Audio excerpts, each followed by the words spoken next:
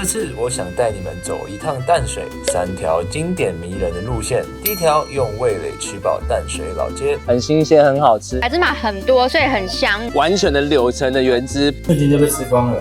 第2条必逛古迹散步吃阿给，我到红毛城了。再在砾石里看海吹风。第3条搭渡轮踩沙踏浪看夕阳。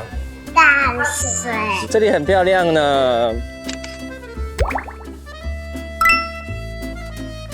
这是我们今晚住的饭店的窗景。你看，刚刚还看得到火车。我们现在在淡水老街，今天刚好有艺术嘉年华活动，所以有很多彩街，超热闹的。先走老街里面这边。啊，今天真的太热了，好热好热，快昏倒了！你看栗子。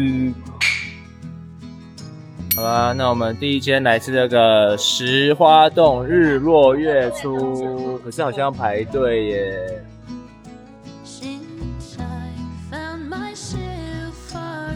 我们现在人在这个淡水老街前面这边这个日出月落，然后它是卖这个石花冻的。我在评论上有看到，就是有人说东北角那边海边，他们有时候会拿一些海底的那种藻类，然后煮就变成果冻，天然的吉利丁。那有些人可能住那边就是会比较常吃，上面写说他们觉得是小时候的味道。因为我好像没有吃过，所以我们就来吃吃看石花冻。我们点了一个这个双色石花冻，总共是65元。双色石花冻是这样子，有一半是原味的石花冻，然后另外一半是黑糖口味的石花冻，然后还有粉圆。哇，看起来很可口哎，各位迫不及待的想吃了。妈妈给你白色跟黑色，那你吃吃看，你觉得哪个你喜欢哪个？下面是冰而已。来，栗子，你跟爸爸说，它吃起来什么味道？白色的没味道，这个黑色的有点甜甜又苦苦的味道。这个咖啡色的不好吃，白玉珍珠很好吃。哦，是哦。口感很 Q 哎，像爱玉一样，这花香是吗？真的吗？可是它是炒的。一个香味。水炒，然后很像花的味道。它这边有说可以把石花粉圆醉冰拌匀后再食用，然后还可以加冰加酱。这是它原味的石花冻，它带有一点清香，就是花草的清香，但是不会有那种海草的腥味。然后我就觉得很清爽 ，Q 软度非常的刚好，因为它还有用黑糖口味去做的。黑糖口味的，我觉得给它一个称赞是，我觉得它的甜度用的非常的刚好，就是不会让你觉得太甜，又不会至于太过于清淡，就非常刚好，也是非常顺口。然后用黑糖酱刨冰，就是一个怎么样都是清爽的组合。那粉圆也很 Q。这间它就在那个老街走出来没多久，它小小一个店面就8个位置，所以你们可能要等一下。但里面用的我觉得也很舒服，用一些木头的装潢，加上一些就是拼布的窗帘，所以我觉得有点海风的感觉。今天真的是人超热的，不是人超热，天气超热的，热到都晕头转向，不知道自己在讲什么了。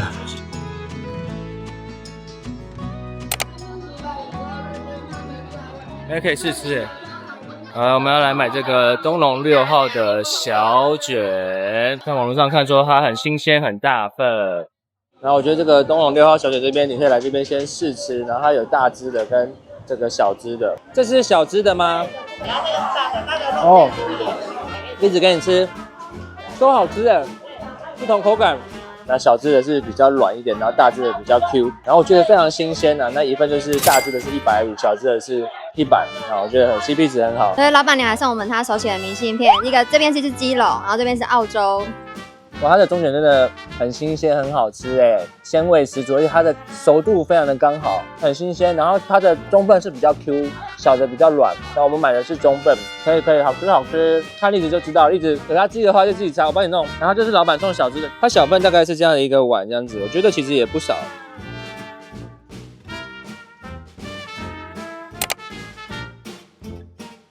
淡水老街的人真的非常的多啊。也有对不对？对，有。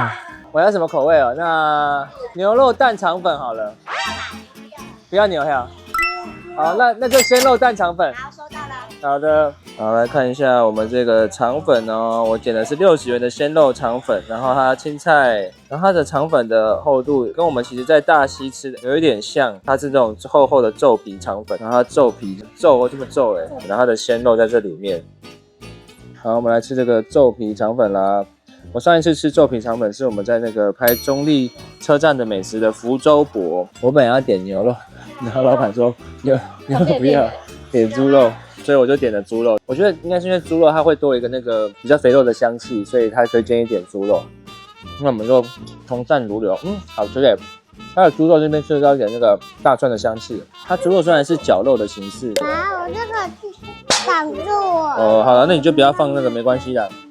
它虽然是绞肉的形式，可以看到上面有一点。这样就是没办法嘛。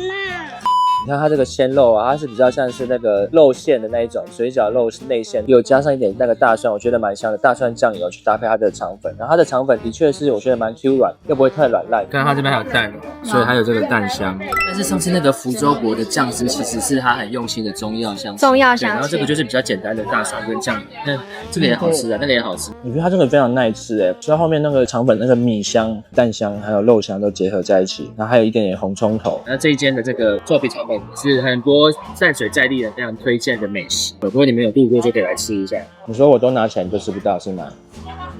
现在已经客满了。他这个广告标语也太地狱了吧！如果是假的话，他写说老婆跑了，50元买1送1惨。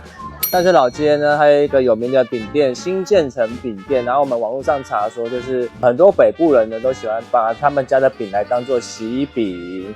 那它有单卖一些口味可以试吃的，所以我们就去买1、2个吃吃看咯。然后它其实有2间门市，一间是像是比较旧的门市，然后旁边呢那边那间就是比较新的，做的比较漂亮的。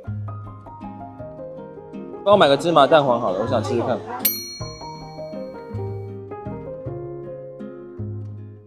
那在这个广东肠粉的旁边呢，有一间这个福德茶坊。那它的特色呢，就是现榨的柳橙，都是柳橙一颗一颗切开的现榨。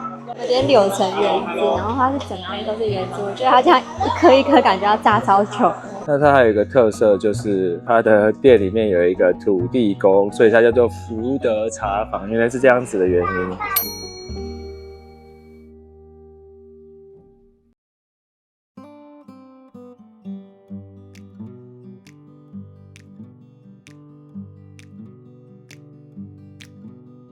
哇，你跟着随风飘舞哦，那你要转1圈吗？这是什么？哦，这是公主哦，哇，太可爱了吧！这里很漂亮呢。好，我们现在走热了走累了，找个地方坐下来喝一下刚刚买的饮料跟那个饼哦。然后我们吃的是它的芝麻蛋黄，80块1片，试试看吧。后面这个小朋友因为觉得风景很漂亮，一直在拍照。它的饼皮有点微酥哎，饼皮蛮好吃的哎，然后它的白芝麻很多，所以很香。然后我还没有咬到它的咸蛋黄，就是传统的好吃的饼啊，因为它是有加猪油，就那个香气就特别的明显。然后就是芝麻很多，然后内馅的咸蛋黄，它不是整颗，但是还是一块块就放在里面这样子，很香啊。我觉得这个是我吃过传统的饼里面数1数2好吃的。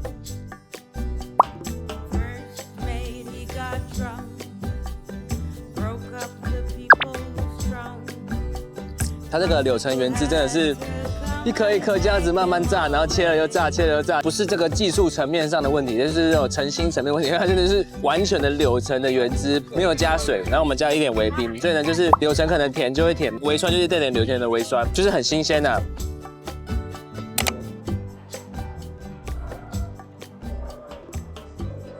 你在干嘛，张栗子？我们现在来到了这个保安药房，它是100年老店，1904年就开了。对，然后呢，它有3种产品：龟苓茶、跟青草茶、跟酸梅汤。然后呢，老板一直推荐他的酸梅汤，他说他的酸梅汤是用中药材熬了3天，然后我喝喝看哦。这个东西其实就是很真材实料啦。我们喝过的酸梅汤有在中心的那个酸梅汤嘛，中心新村的，然后第2市场也有喝过那个酸梅汤，那个味道其实就是都一样，夏天喝很消暑，很解渴。好，那淡水老街呢，这边其实有2间有名的鱼酥，一间是这个许义鱼酥，一间是这个登峰鱼酥。然后我们现在在登峰鱼酥门口吃的这个许义鱼酥，因为呢，我们想说先吃吃看，觉得好吃的话，就是登峰再买多一点。那我们吃吃看鱼酥吧。它其实没有我想象中的重口味，就是它的鱼浆的香气是淡淡的，然后咸度也是淡淡的。然后我觉得像你刚刚说的，有点像是那种甜不辣的味道，就是蛮淡的感觉，就是可能一口一口不把它吃光。而且我们刚刚买的时候，每个人都买超多包的耶。这两间呢，首先在外观最大的差异就是许艺鱼酥店面是比较简单的，那登峰鱼酥它其实就有点像是那种老店品牌改造，然后就把它做得很文创风。对，然后登峰的话，它就是包装比较漂亮一点，很适合送礼。然后它现场呢也有就是用餐的空间，2楼的用餐空间呢还有一些风景，可以看到这个淡水河。它这边可以试吃不同口味的，有5种口味：辣味虾酥、蒸奶鱼酥、辣味鱼酥、原味鱼酥跟原味虾酥。这个味道重多了，这个鱼酥的香气很明显，这个有点虾味鲜的感觉。对，而且它很脆，马上一比就差很多。以下皆为我们2个人的主观评价，那我们就是2间有名的鱼酥店呢，我们就都有买了。那如果是从外包装来看的话，其实它这个有做一个创新的，还是真的是贴心很多，因为它至少可以开再封起来，可以封起来。然后这个就目前是没有，所以说你们如果要买伴手礼的话，其实蛮会推荐，比较推荐这个登峰鱼酥。这间有提供试吃，另外一间我们那时候买的时候是没有提供试吃的。我刚刚有试吃了他们家全部的口味，鱼酥跟虾酥，我觉得它的香气真的是重很多，很香，就是很像虾味鲜那一种酥酥脆脆的口感。个人是比较喜欢这家的香气跟口感，可能就是各有拥护者。它有一个创新的口味是那个非常珍珠，吃起来不会很违和，其实还可以。然后我刚刚现场吃是有点温温热热的，然后我就有问店员，他说哦，原来他们是有2次再加热过。然后他说，如果你要在家里的话，可以自己用烤箱60度，然后加热大概3到5分钟，就会更酥脆好吃。然后这个1包90，6包500，110公克。然后这个1包60，净重150公克，这个比较便宜。所以说你们就自己评估啦。然后呢，我又买了一个他们这个娱乐炸物拼盘加1杯啤酒，这样一份350。然后呢，它的啤酒呢，就是每次会都不一样，反正就是它的啤酒呢，就是蛮有名的精酿啤酒。鱼酥拼盘呢，里面有这个香酥炸鱼丸、香酥花枝丸、香脆炸鱼卷、跟香脆洋葱圈、跟香甜地瓜球，还有炸鱼串，还有古早味鱼炸，就还蛮多种。我现在吃它这个炸鱼串，然后刚刚店员说它的炸鱼串是用鬼头刀嘛，它其实写了那个炸鱼薯条的技术，可是因为鬼头刀的那个鱼味就比较重，我觉得是好吃的。粉就是裹比较厚一点那种，就是炸鱼卷啊，炸鱼卷也是好吃的。它里面是比较是鱼浆，然后还有一点就是这个是青菜吗？皮炸的很酥，然后它皮很薄，鱼浆香气很刚好。我觉得它的炸物呢，其实炸的水准都还蛮好的，都蛮好吃的。然后还有刚刚没有讲到那个花枝丸，里面的花枝很大一颗，就是唯一我们今天可能是假日来，就真的等的比较久了一点点这样子。不然呢，其实这个氛围啊跟好吃程度都还不错啊，推荐给你们。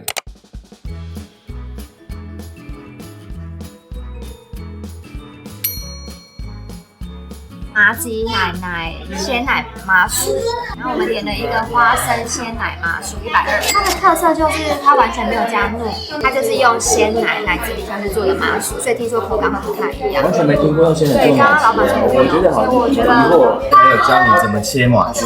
麻吉的好 Q 弹哦，手感很特别。他说先把2面都沾满麻吉，2边都沾了之后，打叉叉麻吉切开，又画成一小一颗一颗给大家吃。哇，好吃吗？要咬碎碎哦，麻吉要咬碎碎。我也要来吃一口。很不一样的口感，它真的是完全没有用米，因为它完全没有那个米的香气，其实它就是完全就是牛奶的香气，然后它是比较软那种软嫩的，它没有什么 Q 感，就是很软，就是蛮好吃的，因为搭配花生蛮香的，瞬间就被吃光了。它是软 Q 的，没有麻吉的那么 Q， 而且它吃起来就是冰冰凉凉的，然后我觉得它有淡淡的奶香味，然后我个人蛮喜欢的，我觉得不输麻吉，真的完全不一样。好吃哎。弟弟，请问你觉得好吃吗？有一点黏黏的，然后又有一点咬软。对啊，你吃好多，你吃好快哦。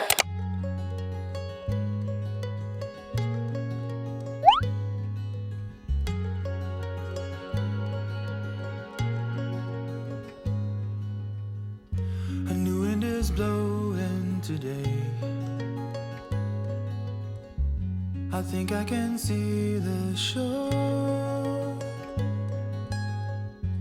It was so dark yesterday.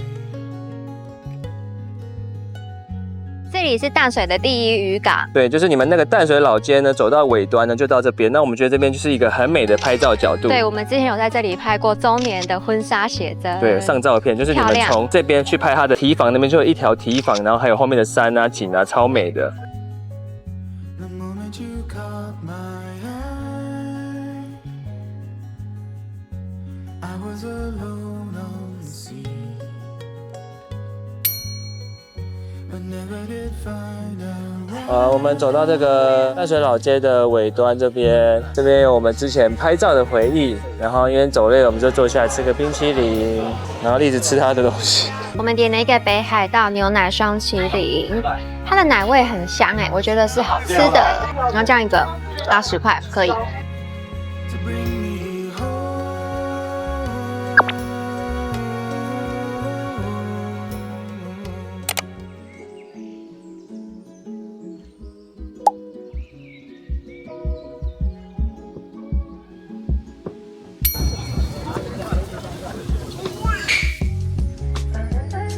那淡水的另外一种玩法呢，就是你们可以逛很多的古迹。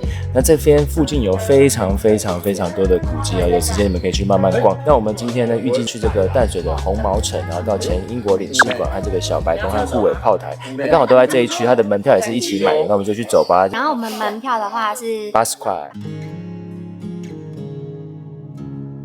已经到了啊。到红毛城了。没错，然后你看那边有很多国旗，有没有看到？因为红毛城呢，还有换了很多不同的主人，所以就会有不同的国旗。好，那我们一上来看到这个是红毛城的这个主堡。那这个主堡当初就是英国领事办公的场所，然后我们在这边还会看到这个地牢，还会看到这个放风院，就是犯人然后让他放风的地方。那现在这里会有坏你就一直走，就是前面是地牢。地牢，为什么这里会有坏人？以前会有坏人啊。会被发现吗？然后这个是安东尼总督其中一任的主人，这个堡的主人。那我们现在去看他的地牢，来，地牢在前面。里面那个是坏人。里面那个也不是坏人，我也不知道为什么他把它放在里面。这边，栗子跟妈妈走进去。那是以前的啦。这个是他的地牢，就是一个小窗户这样子。但是他挑蛮高的，我觉得如果以地牢来说，还是挑高的空间呢。它就有4个地牢，有4间啊。如果犯人被关在里面就是这样子啊，他就是开一个门。你觉得一人关间蛮大就对了。对，因为我们以为是可以，就是一间关蛮多个。栗子边那个被关在里面，然后你要吃饭，所以人家就把饭从这个洞送给他这样子。地牢往前面走一点点的，这边就是一个户外空间，是说当时让犯人放风的空间。犯人是什么？犯人就是犯罪的人啊，就在这边，每天他会有一定的时间可以让他出来晒晒太阳啊，然后吹吹风这样子。它这个墙高有3.6公尺。红毛城呢，至今已有300多年的历史。它最早呢是由西班牙人所建的这个圣多明哥城，在被荷兰人摧毁后呢，便在原址附近重建的安东尼堡。当时呢，汉人称荷兰人为红毛，因此呢才称它为红毛城。1867年后，红毛城呢由英国政府租用作为领事馆，并于东侧新建的领事官邸。这是以前那个总督的办公室，领事的办公室，它的副修是长这样子，上面是圆弧形的。对啊，领事就是居高临下的感觉。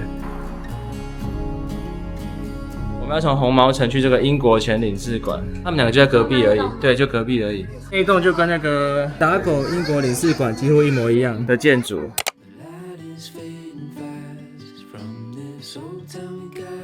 前清英国领事官邸呢，就位在主堡的东侧。双侧的红砖洋楼是典型的英国殖民地建筑样式，回廊立面呈半圆拱形，栏杆呢则由绿色的釉瓶组成，瓶与瓶的谐音象征平安之意。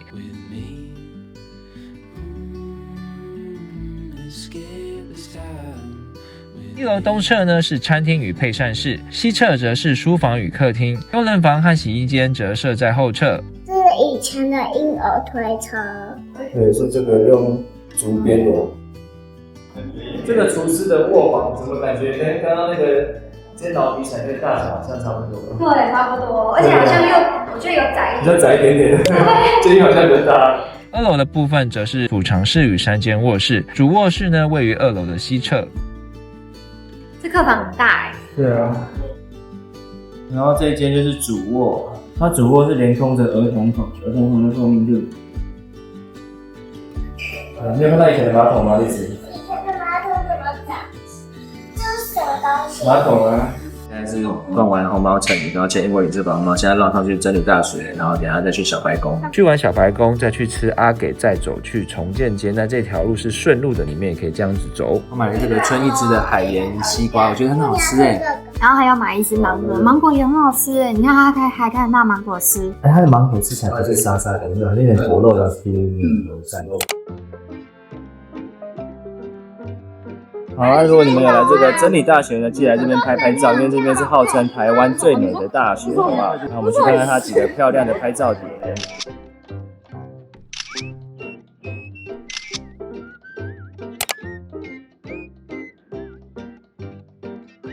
澄清淡水关税务师官邸，也称为小白宫，以英国殖民风格设计，并因其白色外墙及回廊而得名。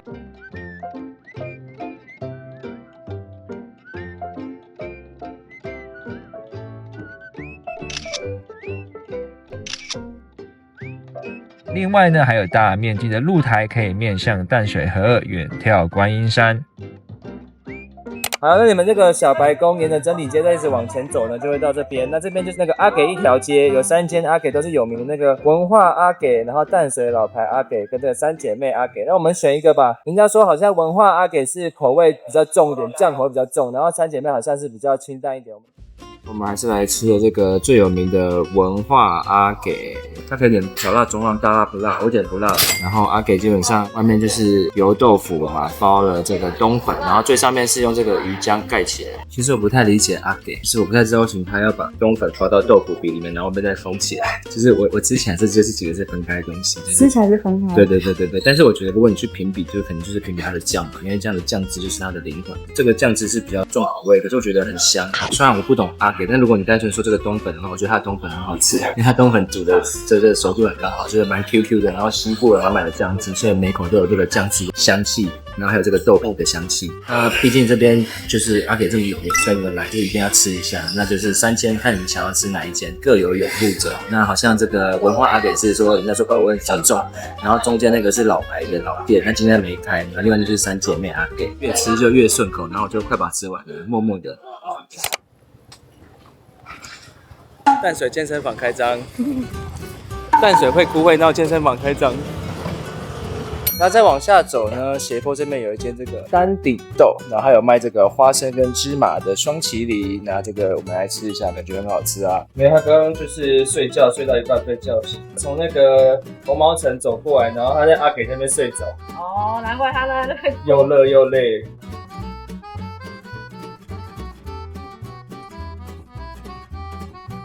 这是花生跟芝麻综合的冰淇淋，上面插了一根煎饼，然后撒了很多花生，看起来很好吃哦。它的芝麻跟花生香非常的浓郁，很香就对了。那我们上次那个香风太甜了，这样更香哎！真的你要不要试试看？它的奶的是比较重的奶，厚实的双麒麟。而且它花生跟芝麻都很香，这花生那个芝麻的油香都还吃得出来，所以你真的还吃掉，这边好吃。还有那个芝麻的粉末的感觉，还有花生的粉末的感觉，就是冰淇淋本身。它的冰淇淋的口感吃起来有点沙沙的颗粒的口感。所以你们如果就是像我们这样子5几几的重体走下来吃完阿给后，还可以下来就可以吃个冰淇淋，不然现在天气真的是热到受不了。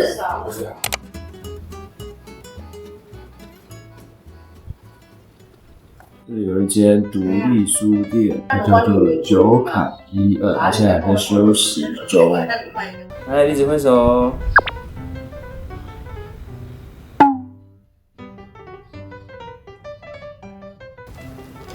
那你们也可以来重建巷这边，是重建街啊，说错了。再一次，哇哦！那你们也可以来这个重建街这边漫步，然后它这边有很多很老的建筑，然后有一些很有特色的咖啡馆跟餐厅。那我们现在就要去找一些比较有特色的咖啡馆，坐着喝个咖啡。那我们要去的咖啡厅，第一间就在前面那里。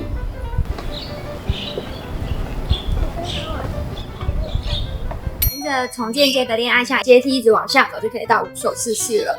对，然后但你们也可以从那个下面这边上来，这是一间24小时的咖啡厅。这个咖啡厅你进来有点酷，它是一个庭园，然后要再继续往前走，应该在那里吧。然后我要继续搬这个推车了。跟你们奉劝一下，如果来重建街的话，那个推车放车上就好了，因为全部都是阶梯，会搬得快死掉。它上来的这个阶梯很陡。来，谢谢。接到了。哇，那这个无所事事咖啡厅呢，它蛮酷的。它其实就是一个一栋民宅的空间，然后老板把这个空间变成这个咖啡厅。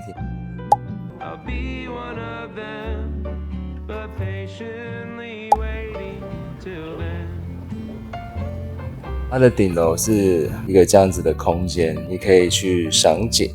然后它是24小时的，但是它不会一直都在，所以呢说，如果你自己半夜来的时候呢，它那边东西都有标价，就按那个标价投到它的那个投币区里面，就可以享用这边的空间，然后就可以看看这边的风景啊，吹风，就蛮舒适的，也蛮特别的，很有趣的一个生活方式。那我本来来这边是想要点它的抹茶冰淇淋，可是因为现在可能比较早，所以呢老板还没做好，所以呢我们就没有点了，很可惜，下次来吃吃看。然后在这个无所事事咖啡厅的旁边呢，也有一个免费停的是这个淡水警察宿舍。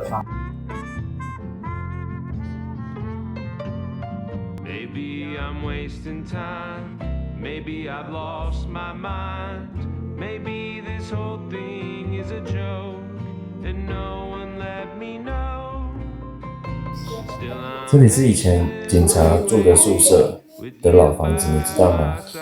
知道。这里面很舒服，因为有冷气，很凉。好，现在去另外一间咖啡厅淡水红楼。哇，在这边走很有那个在小巷子探险的感觉。哇，我们现在到这个淡水红楼了。好，如果呢你们想要来淡水一个很舒服的古迹，然后又可以看风景的咖啡厅呢，那我们就推荐你们这个重建街这边的淡水红楼。它这里有标示1楼是中式的餐厅，然后咖啡厅在3楼。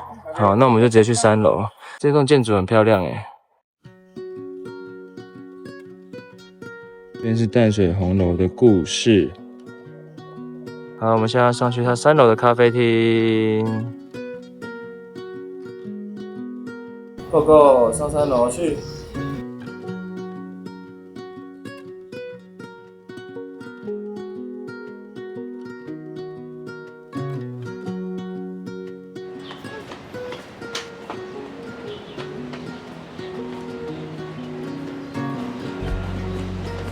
哇，它3楼的用餐空间的 view 很棒哎，它有一个这个阳台，风很凉，然后就看得到这个巴黎在对岸，然后还有船这样开过来，然后又是在古迹里面，这里真的很舒服哎，对不对？对。重点是很凉啊。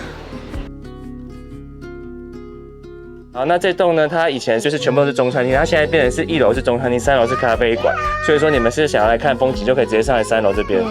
点了一个马可丽的披萨，400块。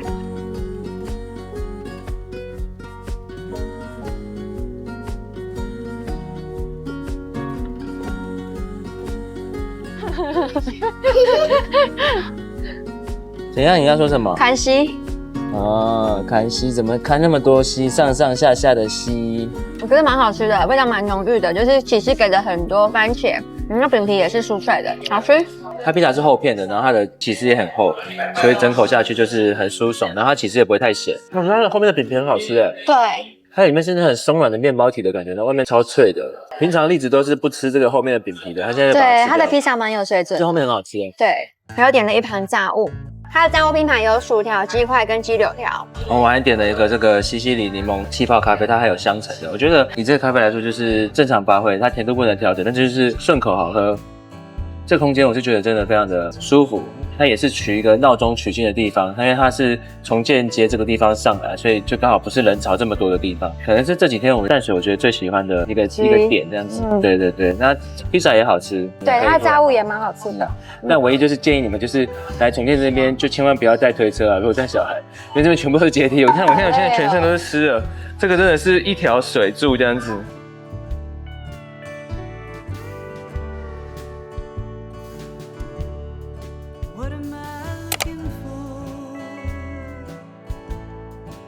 那红楼旁边呢，还有一个古迹的免费景点是这个木下静崖旧居，这是一个画家的旧家。那你们来这边刚好也可以走去晃晃。那你们也可以从红楼这边再走下来逛老街，就要一路扛着这个推车下去，有够热，有够累的，我的妈呀！红楼走下来呢，就是这个老街的中间。好，那我们现在去带一个阿婆铁蛋回家。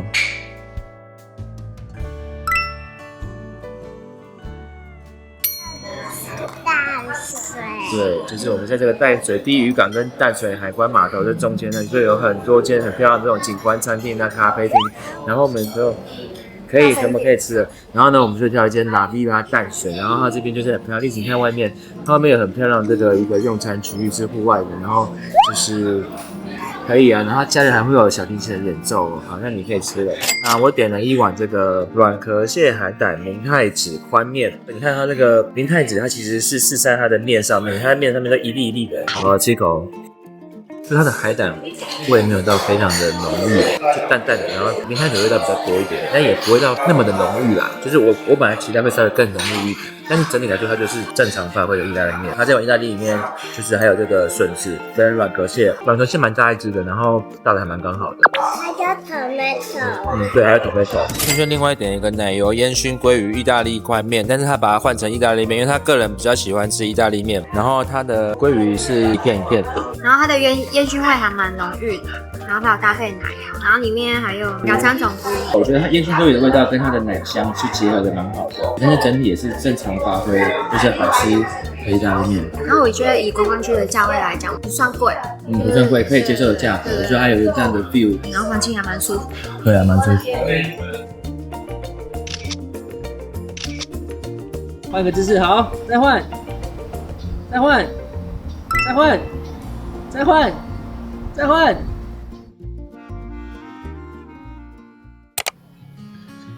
Later on in the night, when the crowds have gone, we could talk under moonlight till dawn.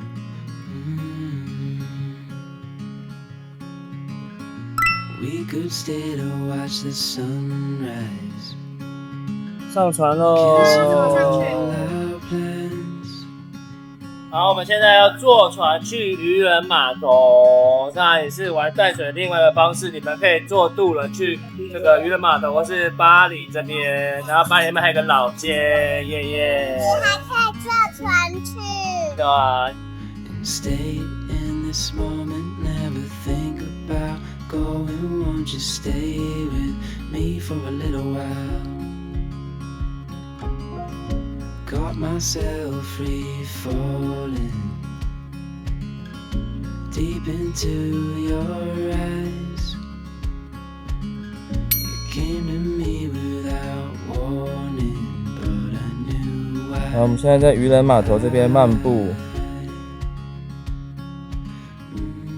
I wish I could stop time.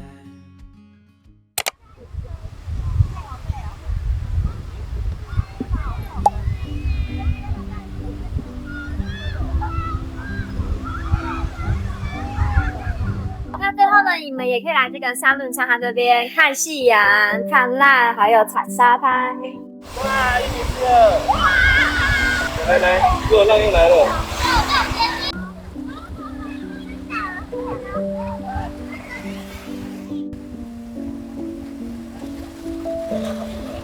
那我们这期淡水的影片就到这边啦。淡水真的是一个好玩又丰富多元的地方。对，就是有很多不同的玩法。那我们这次整理了3种玩法，如果我们再来玩淡水的话，就可以先这样子玩。那我们之后呢，如果有再来淡水呢，我们再来挖掘它更多不一样的玩法，好不好？希望本片记得订阅、分享、按赞和追踪我们 IG。我们下次见啦，拜拜。拜拜，在这个美丽的海滩跟大家说再见。